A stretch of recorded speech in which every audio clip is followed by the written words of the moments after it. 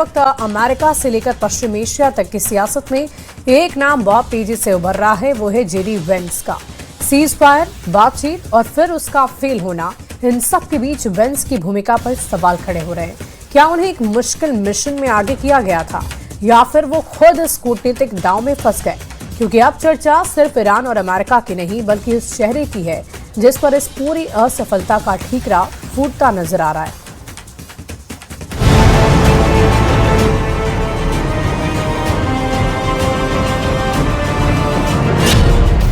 क्या JD Vance को बलि का बकरा बनाया गया?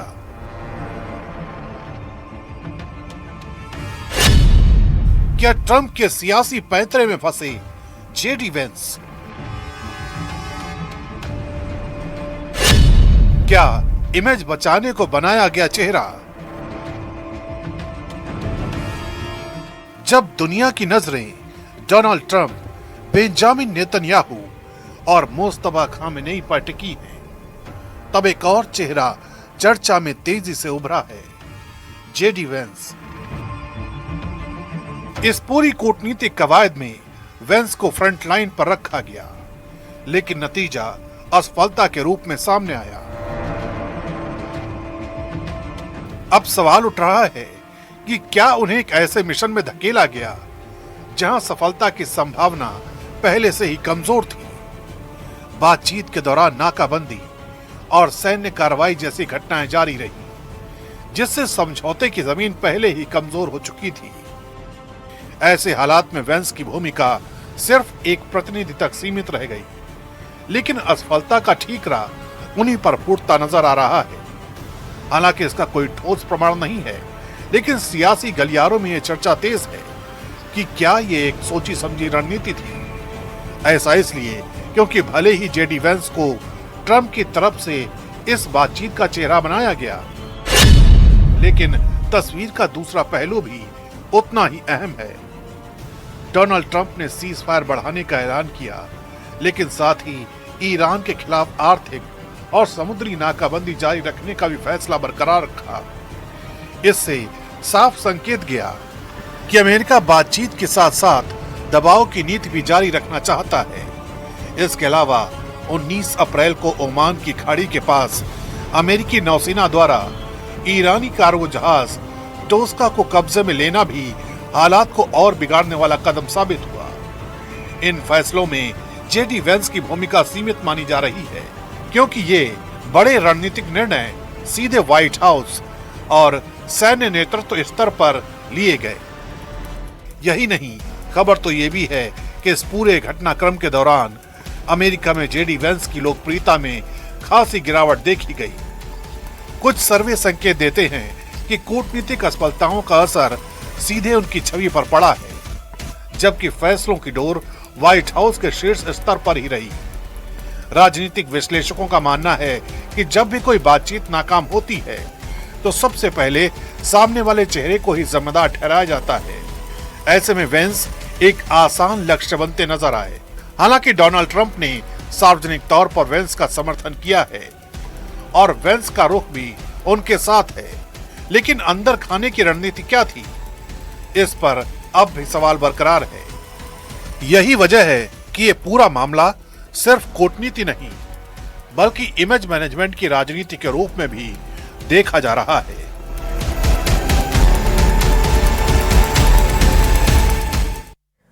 और इस बीच सवाल ये उठ रहे हैं कि आखिर किसके फरमान पर आईआरजीसी चल रहा है? क्या वो नए commander in chief Ahmad Vahidi हैं, जो पर्दे के पीछे से अमेरिका के साथ होने वाली बातचीत की रूपरेखा तय कर रहे हैं? वाहिदी क्यों इतने अहम हैं, इस रिपोर्ट के जरिए दिखाते हैं। –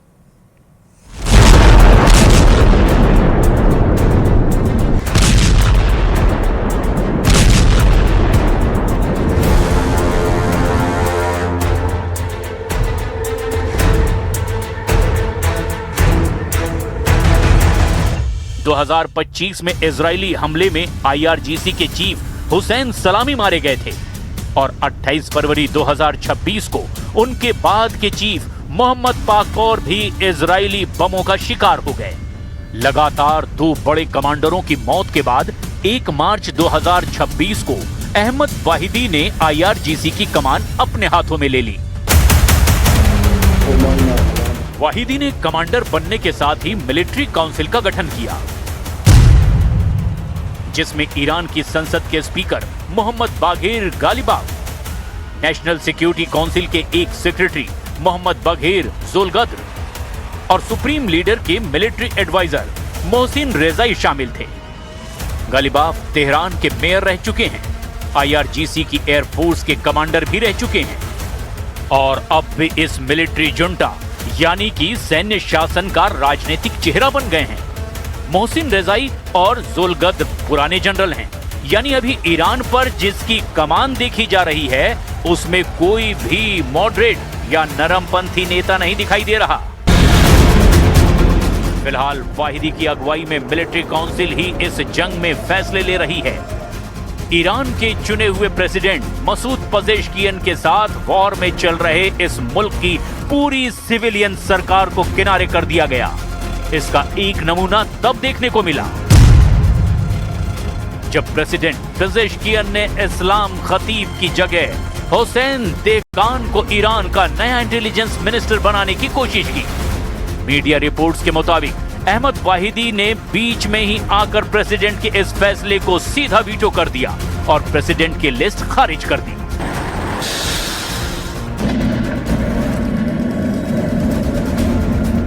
ये साफ दिख रहा है कि युद्ध चलता रहा तो ईरान की इकोनॉमी 3 हफ्तों से 1 महीने के भीतर पूरी तरह तबाह हो जाएगी। और देखिए, इजराइल इस समय एक साथ कई मोर्चों पर युद्ध लड़ रहा है, जिससे उसकी वॉर मशीन पर भारी दबाव बन गया। 7 अक्टूबर 2023 को हमास के हमले से गाजा युद्ध शुरू हुआ, जिसके बाद हिजबुल्लाह ने उत्तरी मोर्चा खोल दिया और हूती ने रेड सी में जहाजों को निशाना बनाया।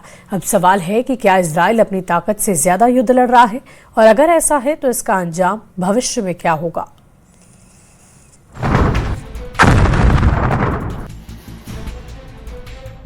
युद्ध के 3 मोर्चों पर घिरे इजराइल के लिए ये युद्ध अब गले की फांस बन गए हैं। ये सिर्फ जंग नहीं, ये ओवरलोडेड वॉर मशीन है। इतिहास गवाह है, जो देश एक साथ कई मोर्चों पर लड़ता है वो या तो सुपर पावर बनता है या फिर टूट जाता है। सवाल है, क्या इजराइल अपनी ताकत से ज्यादा लड़ाई लड़ रहा है? 7 अक्टूबर 2023 को हमास ने बड़ा अटैक किया, गाजा वॉर शुरू हुई। इसके बाद मल्टी फ्रंट वॉर की शुरुआत हो गई। 8 अक्टूबर 2023 को हिजबुल्लाह ने रॉकेट दागे, इजराइल के नॉर्दर्न फ्रंट पर जंग शुरू हो गई। अक्टूबर नवंबर 2023 और फिर मार्च 2026 में हूती ने रेड सी में शिप को टारगेट किया, यहां भी एक मोर्चा खुल गया। सितंबर 2024 में हिजबुल्लाह के खिलाफ बड़ा एक्शन लिया, पेजर ब्लास्ट हुए, हसन नसरल्लाह पर टारगेट अटैक किए। जून 2025 में पहली बार ईरान और इजराइल के बीच सीधी जंग शुरू हुई। 28 फरवरी 2026 को इजराइल और अमेरिका ने साथ मिलकर के ईरान पर हमला कर दिया। इसके बाद जंग कई मोर्चों पर खुल चुकी है। ईरान और लेबनान के मोर्चों पर कागजों में सीज फायर है, लेकिन अंदर ही अंदर युद्ध की आग बढ़ती जा रही है। लेबनान के मोर्चे पर इजराइल और हिजबुल्लाह के बीच तो कभी जंग खत्म ही नहीं हुई। सबसे बड़ा सवाल अब ये कि अगला हमला सीधे तेहरान पर होगा। अगर अमेरिका और इजराइल ने तेहरान पर हमला कर दिया तो ये सिर्फ हमला नहीं होगा, बल्कि ये होगा युद्ध का विस्फोट, क्योंकि ईरान फिर चुप नहीं बैठेगा। اونجا به هیئت آمریکایی گفتم تو این مرزیم اگر از این جلوتر بیاد قطعا میزنیم. 15 دقیقه فقط از ما وقت خواستن. گفتم آقا حالا 15 دقیقه وقت بدیم، ما دستور میدیم که برگردن و دستور. ये जंग एक बार फिर पूरे मिडिल ईस्ट में शुरू हो जाएगी। तेल ठिकानों पर फिर हमले होंगे, तेल की सप्लाई ठप हो सकती है, दुनिया की अर्थव्यवस्था हिल सकती है। तो क्या नेतन्याहू ये सब जानते हुए भी आगे बढ़ रहे हैं? क्या इस बार दुनिया को बड़ा आर्थिक झटका लगने वाला है? लेकिन क्या ईरान को हराना इतना आसान है? ईरान की असल ताकत आखिर क्या है? तेहरान सिर्फ बयान नहीं दे रहा, उसके पास है ballistic missile system, drone network और पूरे मिडिल ईस्ट में प्रॉक्सी ग्रुप। और सबसे बड़ी बात, ईरान ने कई बार दिखाया है कि वो सीधे हमला करने से पीछे नहीं हटता। क्या इस बार टकराव सीधा और खुला होगा? इजराइल की ताकत उसकी टेक्नोलॉजी और मिलिट्री है, लेकिन लंबी जंग उसकी सबसे बड़ी कमजोरी है। रिजर्व फोर्स पर दबाव बढ़ता जा रहा है, आर्थिक बोझ भी बढ़ रहा है। देश के अंदर से सवाल ऐसे में खड़े हो रहे हैं। कोई भी देश लगातार मल्टी फ्रंट वॉर लंबे समय तक नहीं लड़ सकता। क्या यही इजराइल की सबसे बड़ी परीक्षा बनने जा रही है? तेहरान भी तैयार है, हॉर्मुज सुलग रहा है, लेबनान जल रहा है और नेतन्याहू बुलेट प्रूफ आउटफिट में घूम रहे हैं। सवाल अब और भी खतरनाक हो गया है। क्या यह सिर्फ एक और जंग है या वो आग है जो पूरी दुनिया को अपनी चपेट में ले सकती है?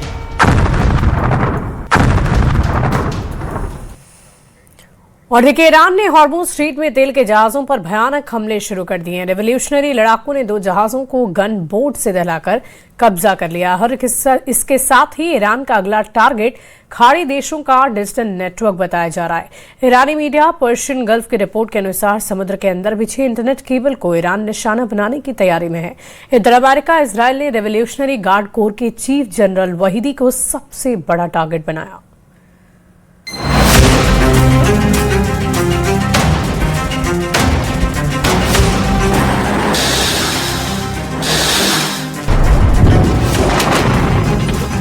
ईरान में ट्रंप का युद्ध जिस कमांडर से है, उसका चेहरा सामने आ गया है। नेतन्याहू को ईरान में जिस जनरल से निपटना है, उसका पता लग गया है। ईरान का वॉर कमांडर उस धुरंधर का भी बॉस है, जिसके लिए खूंखार कुद्स लड़ा के मर मिटते हैं। ये नाम है मेजर जनरल अहमद वहीदी। उनका ओहदा ईरान के इस्लामिक रिवोल्यूशनरी गार्ड कोर के बॉस का है। वो अमेरिका इजराइल युद्ध के वॉर कमांडर के तौर पर कुख्यात हो गए हैं, जिसने ट्रंप की धड़कनें बढ़ा रखी है, जिसने नेतन्याहू की टेंशन 2 गुनी कर दी है, जिसने खाड़ी देशों की फजीहत कर डाली है, जिसने अमेरिका से समझौता नहीं युद्ध को चुना। ये वही कमांडर है, ईरान का सुपर लड़ाका अहमद वहीदी। इसी के इशारे पर यह युद्ध दोबारा शुरू हुआ है। कमांडर वहीदी ने इस्लामाबाद में जनरल मुनीर को राह ताकने पर मजबूर कर दिया। कमांडर वहीदी ने ट्रंप को सीज फायर बढ़ाने के लिए बेबस किया है। कमांडर वहीदी तय कर रहे हैं कि जंग कहां तक की जाएगी। उन्होंने ऑर्डर दे रखा है कि हॉर्मुज स्ट्रेट से अमेरिका को खदेड़ भगाने तक हमला होगा। वहीदी ने ऐलान किया है कि हॉर्मुज में जो आए उसे तबाह करना है। ट्रंप के नए डील ऑफर के बाद भी कमांडर वहीदी का गुस्सा शांत नहीं हुआ है और इस वजह से हॉर्मुज तेल गलियारे में ईरान ने बड़ा एक्शन ले लिया है। ईरान के रेवोल्यूशनरी लड़ाकों ने 2 जहाजों पर हमला कर दिया। ब्रिटिश रॉयल नेवी के मुताबिक 22 अप्रैल को हॉर्मुज में ईरान ने 3 जहाजों पर हमला किया। इसके साथ ही ईरान ने ओमान तट पर एक जहाज को गनबोट से धुआं कर दिया। ईरान का स्टैंड बिल्कुल क्लियर है, हॉर्मुज से ट्रंप नाकाबंदी हटाएं, ईरान की बनाई शर्तों पर हामी भरें, फिर ईरान समझौते पर सोचेगा। अगर इस बीच अमेरिका इजराइल ने ईरान पर हमले की गलती की तो फिर बदला किस तरह से लिया जाएगा, अब जरा ये भी सुन लीजिए। سخنگوی قرارگاه مرکزی خاتم الانبیا در پی تهدیدهای مکرر رئیس جمهور امریکا و فرماندهان ارتش متجاوز و تروریست این کشور با تأکید بر آمادگی کامل هشدار داد نیروهای مسلح جمهوری اسلامی ایران در صورت تجاوز و هر گونه اقدام علیه ایران اسلامی بلافاصله به اهداف از پیش تعیین شده قدرتمندانه هجوم می‌آورند و به امریکای متجاوز و رژیم کودککش صهیونیستی شدیدتر از قبل درس عبرت دیگری خواهند داد. अमेरिका की नाकेबंदी के बावजूद हॉर्मुज में ईरान पूरी तरह से हावी है। ईरान के लड़ाकों ने हॉर्मुज में जिन 2 जहाजों को जब्त किया उसकी डिटेल भी रिलीज की है, साथ ही इनको कब्जे में लेने की एनिमेशन फिल्म भी दिखाई है। रिवोल्यूशनरी गार्ड्स नेवी ने बताया कि MSC फ्रांसिस्का और एपामिनोनिंडास नाम के 2 जहाजों को पकड़ा गया क्योंकि इन जहाजों ने बिना जरूरी परमिट के हॉर्मुज में घुसकर सिक्योरिटी ब्रीच की है। ईरान ने आरोप लगाया कि इन जहाजों ने नेविगेशन सिस्टम के साथ छेड़छाड़ की थी। वहीं ओमान से 15 नॉटिकल मील दूर उत्तर पूर्व में लाइबेरिया के झंडे लगे जहाज को ईरान ने गनबोट से दहला दिया। यानी लड़ाई फिर से छिड़ गई है। यूनाइटेड नेशन में ईरान के दूत अमित सईद इरावनी ने धमकी दी कि जब तक ट्रंप के जंगी जहाज ईरान के करीब मंडराते रहेंगे ये युद्ध नहीं रुकेगा। Will start again? We hope so. We don't know. We are ready for that. It depends on the United States. If they broke the blockade, I think that the next round of the negotiation will take place.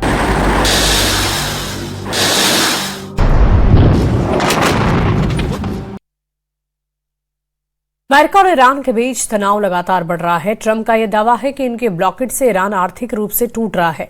Hormuz street बंद होने से हर दिन $500 million का नुकसान हो रहा है और ईरान ने अपने दावों को खारिज करते हुए 2 के बदले 3 जहाज कब्जे में ले लिए।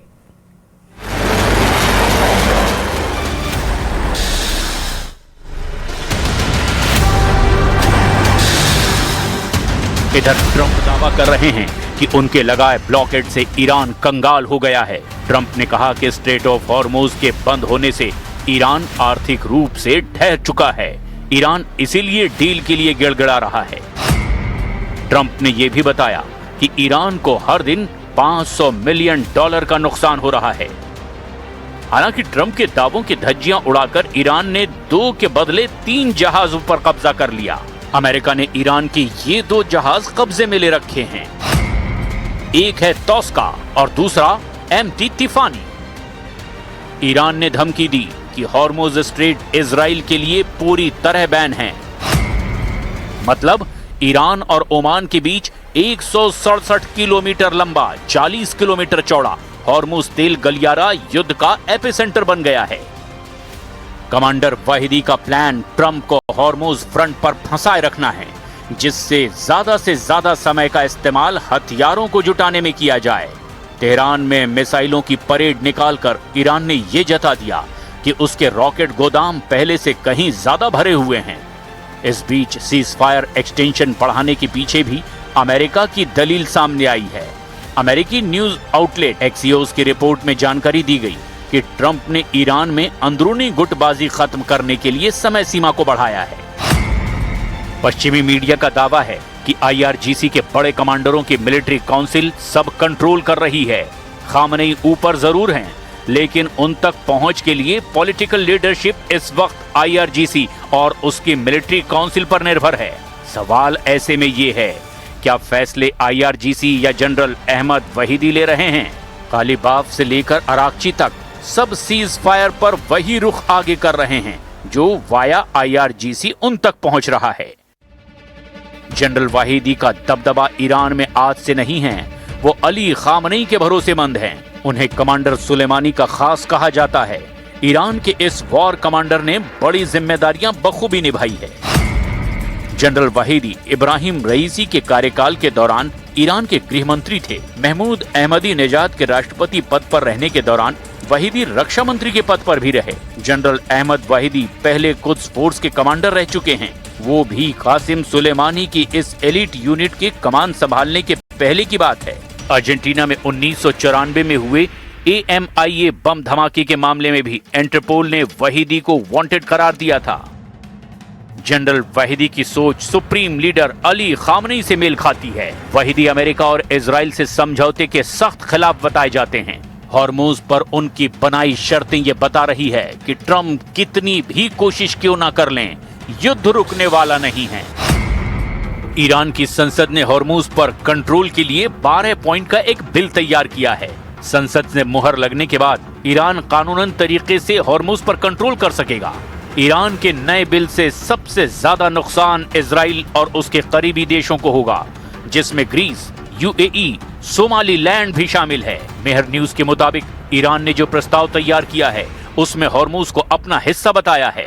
इस प्रस्ताव में कहा गया कि जिन देशों ने जंग में अमेरिका को नुकसान पहुंचाया है उनके जहाजों को हॉर्मुज से गुजरने की मंजूरी नहीं दी जाएगी। इजराइल के दोस्त देश को अपने जहाज ले जाने के लिए ईरान की सर्वोच्च परिषद से इजाजत लेनी होगी।